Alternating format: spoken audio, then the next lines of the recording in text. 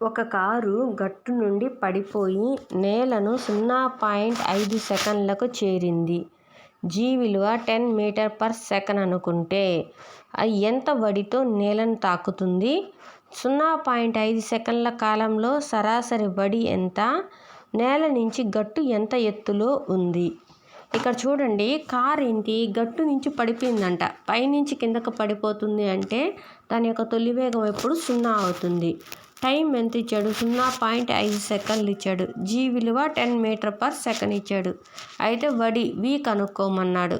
We = U+AT formula. You ఎంత? 0 కాబట్టి వి = GT.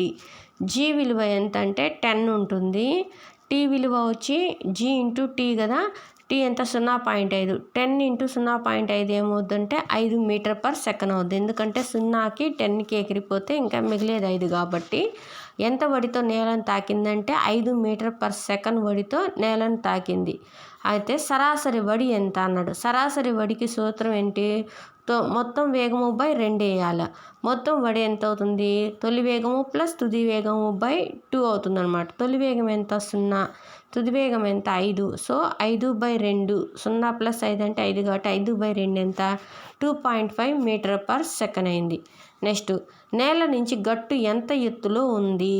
నేల నుంచి గట్టు యొక్క ఎత్తు అన్నప్పుడు S = UT + ½ ఫార్ములా. ఎస్ అంటే ఏంటి?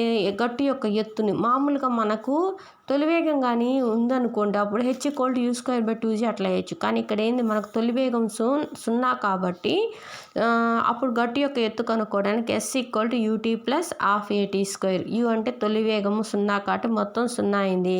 ప్లస్ ½ × A అంటే 10 × T² అంటే 0.5 హోల్ స్క్వేర్ అవుద్ది అనమాట. ½ × 10 × 0.5 × 0.5 ఇదంతా మనము క్యాలిక్యులేషన్ చేస్తే 1.25 మీటరు. అంటే నేల నుంచి గట్టు యొక్క ఎత్తు 1.25 మీటర్స్.